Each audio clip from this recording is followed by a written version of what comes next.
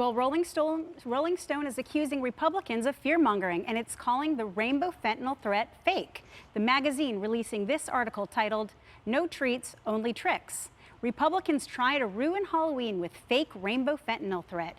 Republican senators are trying to convince parents that the cartels are in the house down the block, handing out synthetic opioids to kids. The article was published after we talked about a PSA issued by 12 Republican senators here on Outnumbered. Watch. Fake pills laced with fentanyl are beginning to look like candy in an effort to lure young Americans. Rainbow fentanyl comes in a variety of bright colors, shapes, and sizes, including pills, powders, and blocks that resemble sidewalk chalk. According to the DEA, these pills are a deliberate effort by drug traffickers to drive addiction amongst kids and young adults. This epidemic is exploding, which is why this Halloween, let's join forces and look out for one another. While I understand it's inconvenient for Democrats to acknowledge the fentanyl crisis that they're doing very little about, I can say as a mother of three, it is something that I worry about. Kaylee, you have young kids. Now, no one is saying that the cartel is going house to house and they're targeting these young elementary school age kids. No one is actually saying that. But let's be honest, mistakes can happen. And when you have young children and you have these color-coded tablets all over the place, you worry that they could accidentally ingest them. Sure. Connecticut found 15,000 packages of Skittles and Nerds with fentanyl in them.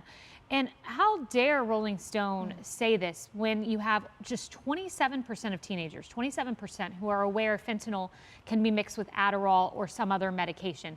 That is a very small percent. And in fact, most teens rank heroin as more lethal than fentanyl. So regardless of who this could affect, a child on Halloween, which it could certainly happen, or a teenager, we know 13-year-olds are dying. The fact is Republicans put together a PSA to get the word out to teenagers, young children, parents that this is happening and a fentanyl's crossed our border to kill every man, woman, and child. And one district attorney told the New York Times as much as 90% of these pills that are being purchased by teenagers can contain fentanyl. So good job, Republicans, getting the word out, and bad on Rolling Stone. Well, absolutely. And the hypocrisy is astounding right now. For them to say that this is Republicans fear-mongering. Kennedy, in August 2022, the DEA put out an announcement saying rainbow fentanyl pills and powder that come in a variety of bright colors, shapes, and sizes is a deliberate effort by drug traffickers to drive addiction amongst kids and young adults. I don't know. I pushed back on this last week. I'm going to push back on it now.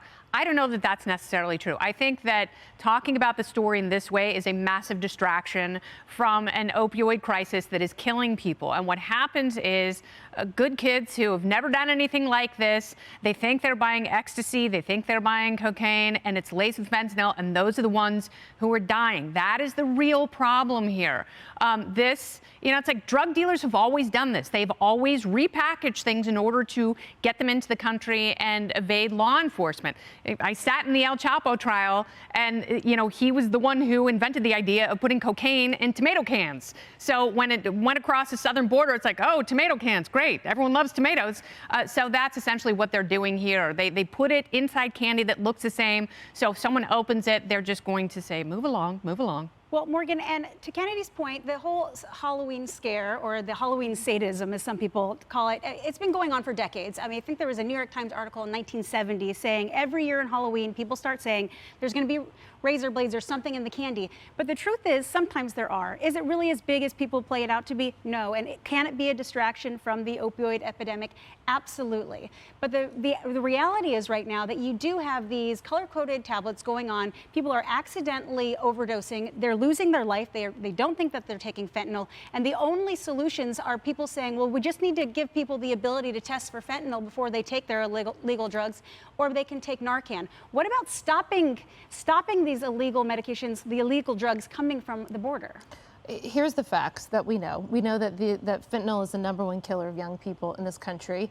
We know that it took 72,000 Americans in the past year. Another fact, we know it comes from China. We know the Chinese Communist Party knows about this. They know the fentanyl components are being shipped to Mexico. We know, again, it's a fact that the cartels are making billions of dollars off of this, and that it is because we have an open border, this gets into our country. So these are all facts. If the Democrats want to be mad at anyone, or if Rolling Stone Stone wants to be mad at anyone. Be mad at the Chinese Communist Party and the cartels and the people that are in charge of our southern border and all of this coming over and killing our young people. That's who to be mad at. Well, and Todd, Rolling Stone essentially said a lot of this fentanyl crisis is a myth. Yeah, my problem with this article was twofold. One, not a myth. This is a real problem. People are dying, as Kennedy aptly pointed out.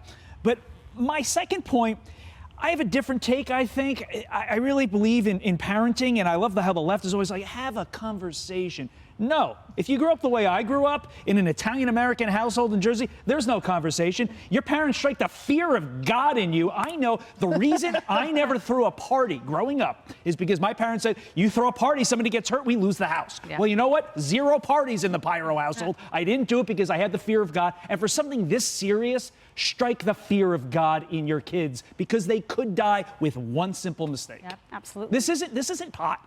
This is a deadly, deadly drug. Absolutely. Well, parenting is always important as well. Hey everyone, I'm Emily Campagno. Catch me and my co-hosts Harris Faulkner and Kaylee McEnany on Outnumbered every weekday at 12 p.m. Eastern, or set your DVR. Also, don't forget to subscribe to the Fox News YouTube page for daily highlights.